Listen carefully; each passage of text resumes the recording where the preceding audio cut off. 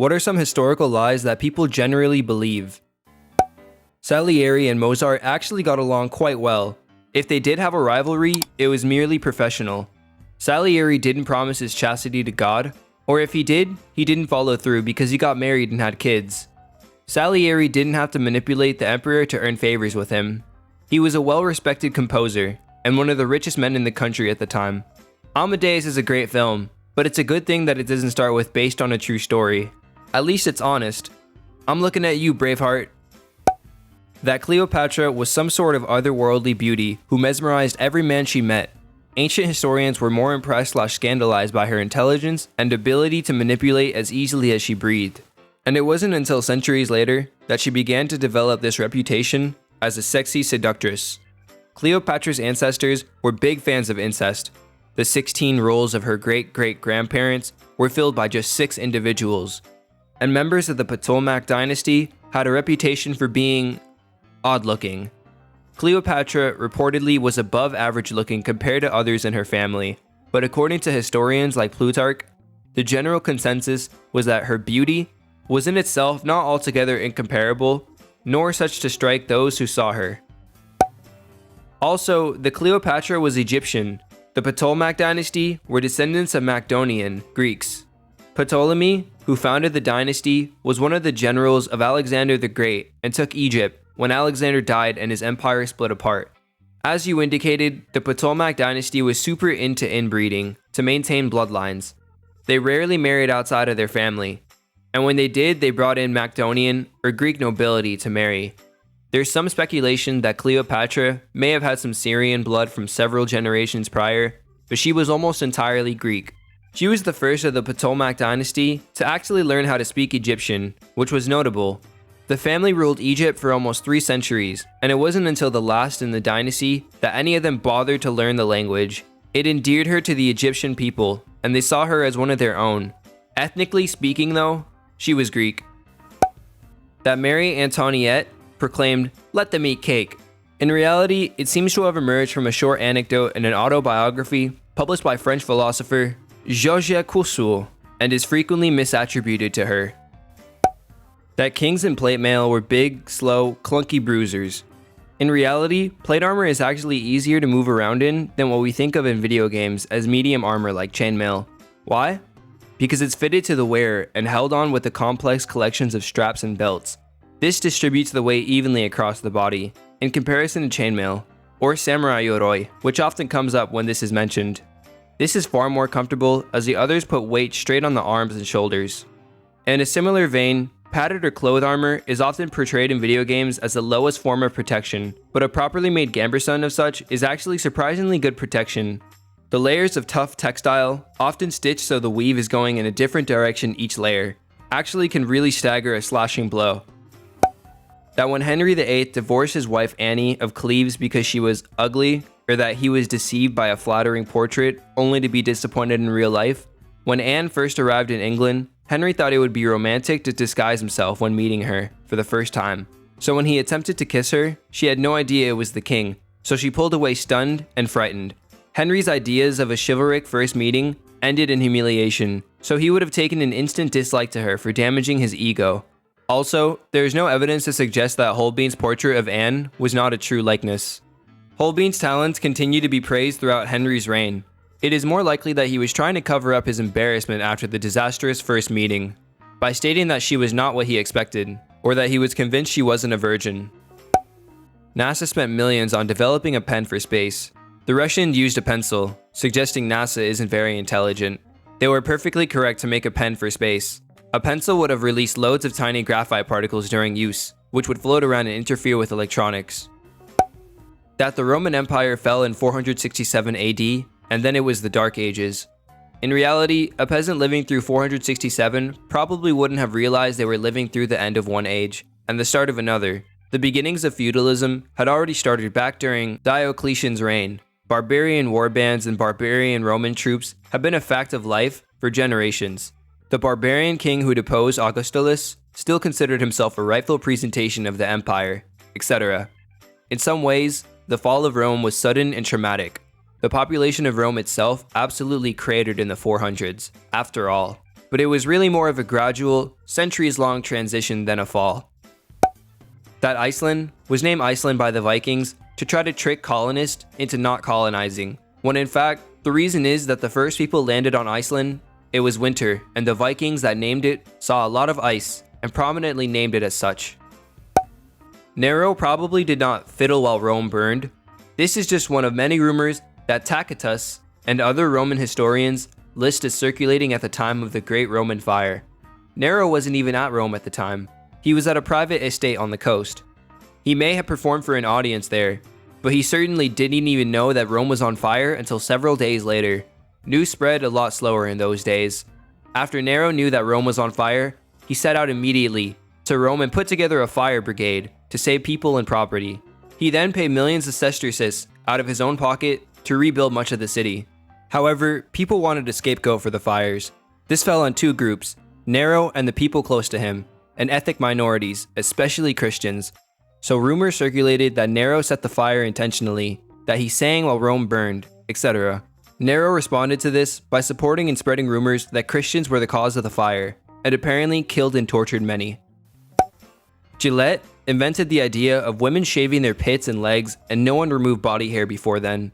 Yet they never acknowledged things like sugaring, waxing, plucking, and threading that goes back hundreds of years. Hair removal goes all the way back to our caveman days. Our ancestors of all genders removed body, facial, and even head hair during warmer months, using sharpened stones and shells, pitch from trees to rip it out at the roots, or rubbing it off with pumice stones or handfuls of sand. This prevented parasite infestations and skin infections. In the Renaissance, European women plucked their eyebrow and hair along the forehead to make their foreheads appear bigger so people would think they had larger brains, and therefore were smarter. Victorians wanted to be as pure as marble statues, which meant removing all body hair. So yes, all genders of middle and upper class Victorians went full Brazilian. So all Gillette did was make it easier to remove your body hair. They didn't invent it. Ooh, I've got one. So we all know World War II and the Battle of Bulge. If you know that, you gotta know the Siege of Bastogne, when the 101st Airborne were surrounded by the German troops. During the siege, the German commander requested a surrender from General Anthony MacLeod of the besieged Americans, and he supposedly gave a fairly witty and comical first reply. Nuts. Well, that wasn't his first response. This is a sanitized retelling. General MacLeod's first response was tell the German commander to go fuck himself. There's just something special about generals telling each other to go fuck themselves. That Viking helmets had horns on them. Like what the fuck? Who the hell would think it was a good idea to place two objects that are easy to grab on your protective gear? It's like asking to get necked or stabbed. Hitler didn't become a monster because he was kicked out of art school. He was a neckbeard bouncing around Vienna, filling his head with all sorts of bullshit philosophy, and well on his way to becoming a monster. When someone suggested that he looked into an art and architect program at some school, he made a half-assed application, which was denied, and he continued to sell little paintings to get by while he read all his crazy books. He trumped up the kicked out of art school story in Mein Kampf. People today live twice as long, on average, as people half a century ago. It was 33 in the Middle Ages, and over 65 today. While technically true, it's not because people live twice as long. It's because less infants die. Without all the zeros factored in, the average has risen, even though people live roughly the same amount of time. Factor out infant mortality and the increase in relative minor, more like 60 versus 65. Napoleon Bonaparte was short. He wasn't exactly. He was reported to be slightly over 5'2" by 3 different French peers when asked, but the French inch was around 2.7 centimeters instead of 2.54 centimeters. This would mean that he was, in fact, 5'5", 5'7", or 169 centimeters, which at the time was barely an inch or a couple centimeters shorter than the average. The idea that he was short was due to English propaganda birthed by James Gilray, basically an 18th century comic drawer. That carrots improve your eyesight.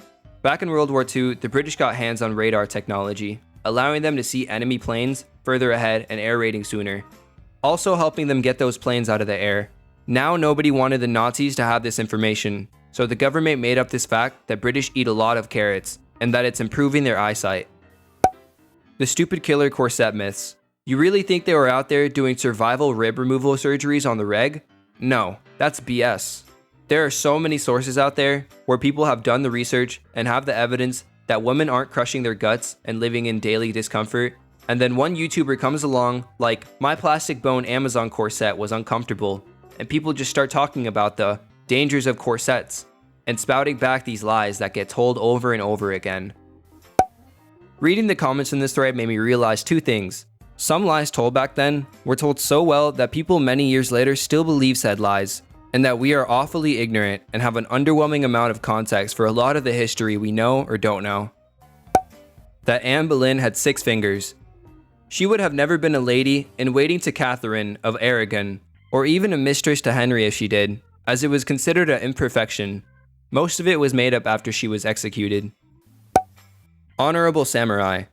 The West heavily romanticized samurai as noble, loyal, honest warriors who attack head-on. That's all Western exaggerations. In reality, samurais were just paid killers who served whoever paid them the best, or just went with whoever they thought could get them the most wealth/power. Even some History Channel documentaries play into these cliches and exaggerations of who samurai were.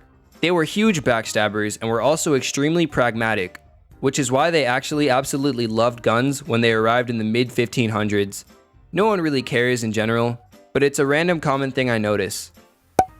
That nobody would fund Christopher Columbus's voyage because they thought the world was flat. In 1492, people had known that the Earth was round for quite some time, and we actually had a very accurate estimate of how big it was. In fact, there's some evidence that the reluctance to fund Columbus's voyage was because that most assumed you couldn't get to India by going west, because given the estimate of the Earth's size, there was probably a landmass in the way. That corsets were uncomfortable for women, and they moved organs and made women faint. Women wore corsets for hundreds of years. They were the precursor to the bra. They were for support. They were not solidly boned. They were actually quite flexible. All women wore them. High ladies of society, working women, old women, young women. They can actually be quite comfortable. The myths that most people know stem from very high ladies of fashion.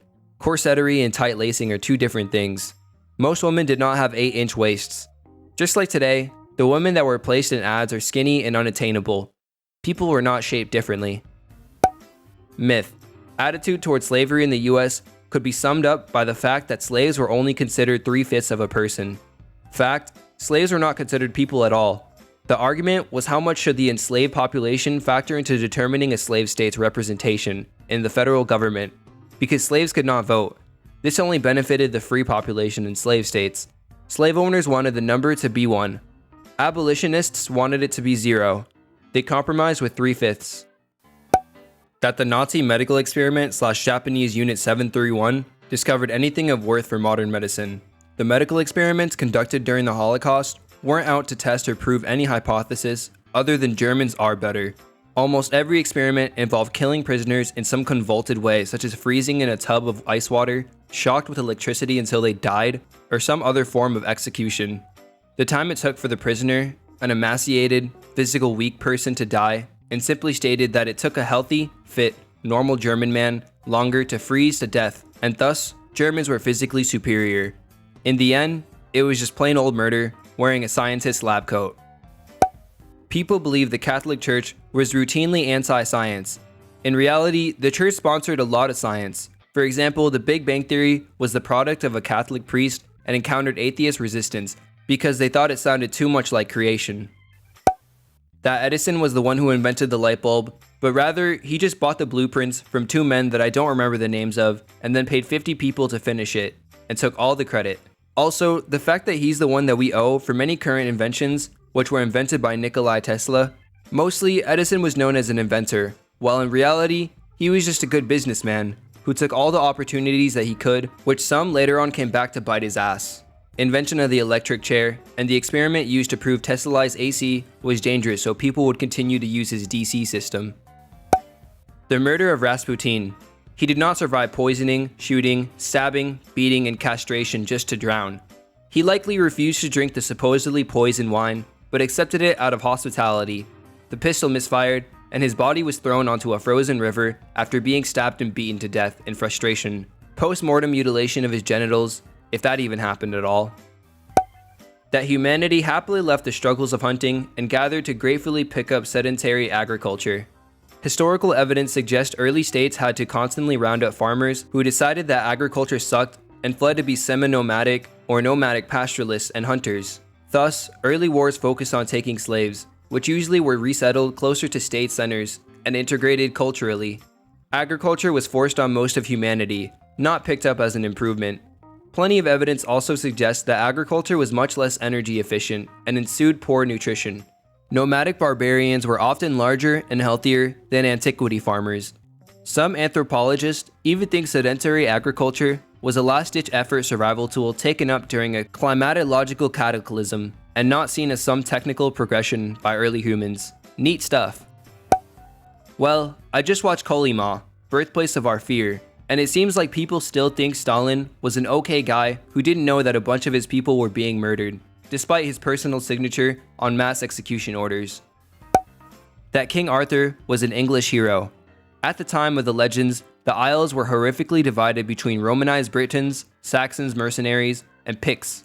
The legends always place Arthur as a victorious hero against the Saxons, but in reality, the Saxons, Anglo-Saxons, not only won, they drove those Britons, who didn't settle peacefully from what we considered modern England. The Anglo-Saxons would blend in with Danes and Norsemen, and then with the French Normans after that. The English have more in common with the French Scandinavians than they do with King Arthur, who is probably closer to Welsh ancestry. The Pilgrims came to America for religious freedom and to avoid persecution. Half-truth at best. They wanted the freedom to apply their religion more stringently, sort of an English Taliban. They were hounded out of England and weirded out of the Netherlands because of their puritanical practices, hence the derogatory Puritan label. They wanted to establish a community in what is now US to be less tolerant than the communities they had in Europe. So, did they come for religious freedom? Yeah, kinda. As long as it was their religion. Specifically, they did not come in the spirit of all religions should be treated equally, which is how this usually gets glossed over in US schools. That the Red Army shot retreating soldiers. Well, border troops did exist. They only did so to regroup troops and stop them from running right into the Germans. And after the Battle of Kursk, Stalin took this order down as they were now on the offense and no longer needed it. This idea that the Red Army shot retreating troops is stupid and only reinforced by movies like Enemy at the Gate that are a historical mess. I'm not sure if this exactly did happen, but there's a bit of a myth perpetuated here in the US that our nation has consistently been mostly just in all the wars it's fought and the nations it's backed. I feel like you could make this argument in favors of World War I, the Korean War, or the Vietnam War, but what's inexcusable is the backings of genocidal regimes in Cambodia, Guatemala, and Indonesia because the governments in power favored the US. That the reason World War II ended was because the US joined the war and did most of the work. They only joined once the Germans' staggering success slowed down and turned. Don't get me wrong, they were a crucial part of D-Day and at the end of the war, and probably shortened the war, but really, the USSR was clearly the biggest participant against Germany. People believe that the Soviet ex-Union nations liked the Soviet Union and wanted to be annexed. The Soviets treated the ex-Soviet countries badly, deportings every day, freedom of speech doesn't exist, you couldn't even show your country's original flag. Italy did not switch sides during the First or Second World Wars. In World War I, it is mostly understood that the pact with Germany and Austria was a defensive one, so Austria attacking the Serbians is an offensive move. In World War II, while many generals did not end up joining the king, the Italian dictatorship proper ended up becoming the Italian Social Republic. That ninjas were all like Scorpion or the Ninja Turtles, badass martial arts masters with cool weapons, the actual truth is underwhelming. They did occasionally assassinate people, but they were primarily spies and were used to gather intel more than anything else. They also didn't wear the black uniforms with masks, only revealing their eyes. They often went undercover and dressed however would be appropriate for the setting. That the Tiananmen Square massacre never happened. I studied in China and my teacher there gave me this watered down, oversimplified story of what they were told as youngsters. You can't even find that section on Wikipedia when in China. Censorship is real. I still hear that a lot of people believe that pyramids were built by slaves. They were not. They were paid workers. They even had benefits like bonuses and healthcare, and the most skilled workers were allowed days off. In ancient Egypt, they had 4 categories that all careers fell into which are manual work, administration, priesthood, military service. That Welsh people used to shag sheep. The truth is that bestiality carried a lighter sentence than sheep rustling, so people would say they were shagging a sheep if they were caught stealing. The English have taken the mick for years, but we were over here like, yeah, who's laughing now, one-hand Jack? Christopher Columbus made contact with and made possible the colonization of the Americans. The Caribbean, Central, and South America sailed the Atlantic 4 times. His tales and accomplishments are legendary, and he was a great man. He also conducted genocide and almost completely wiped out an entire civilization, was a child sex trafficker on kids as young as 9, cut the heads off Indian slaves out of laziness instead of untying them, was a massive slave trader, forced slavery for gold mining offering death as the alternative. He was a great explorer, and a raping, murdering, sex and slave trafficking tyrant. The old world was more civilized than the new world. Just as the Aztecs were sacrificing humans to their gods, Christians were burning people at the stake for being witches, inserting expandable eggs into offices for not being Catholic enough, and committing atrocities simply because the city followed Islam. We're all sick bastards. Battles were just lines of men banging away at each other in fields at close range, and how stupid that was. Line warfare is all about maneuver. Flank the enemy, get behind them, charge the lines with superior firepower and speed, whatever.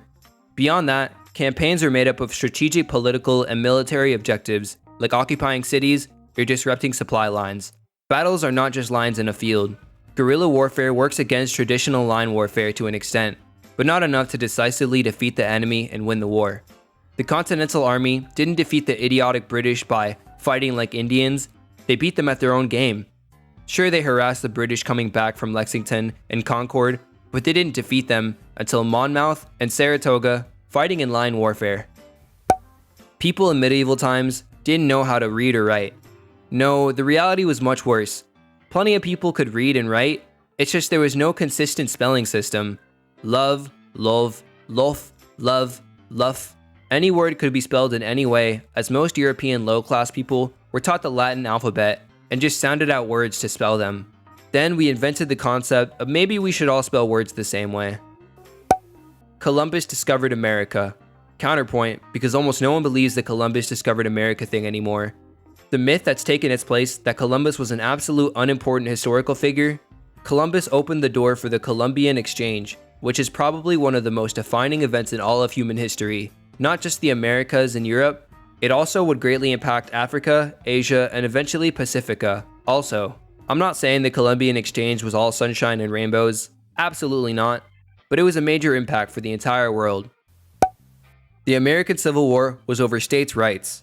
A Supreme Court ruling nullified the Missouri Compromise, and Southern states feared that abolitionists were going to force the issue on slavery. The only way to prevent this was to no longer be a part of the USA and remove all Federalist persons, including soldiers, off Confederate state grounds.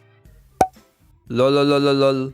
Was just having an argument with someone on another post about whether or not the Red Sea crossing was real or not, and I referenced the chariots at the bottom of the sea. Totally not a thing. This was a lie perpetuated by a guy named Dr. Wyatt, who wasn't even an archaeologist, who claimed to discover these chariots as well as other biblical stuff like Noah's Ark. One World News Daily report ran the story. However, WNDR is a renowned satire site, but I guess nobody had the time to realize this. Safe to say, this was a very interesting and eye-opening experience for me in seeing how many offhanded comments I take to be legitimately truth. Yikes. That England colonized Australia legally.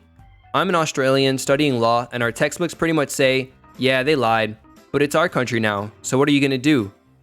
The problem being that we obviously can't state that it was complete illegal bullshit without suspending our entire system of government/law, so the entire country acknowledges that it was a legal fiction created by the English to legally claim land that was not rightfully theirs, and we go about our day. The cause of the American Civil War was complicated, and there were many reasons for it. As a kid in the 90s, we all felt so smart parroting this lie. It was even in an episode of The Simpsons, or that there were good people on both sides. Many of the things cited here among the massive number of woozles, or facts by citation, that came out of the 1800s. Essentially, these are things that folks cite repeatedly over the years, uncritically, where the very first attestation in the citation chain was unsourced.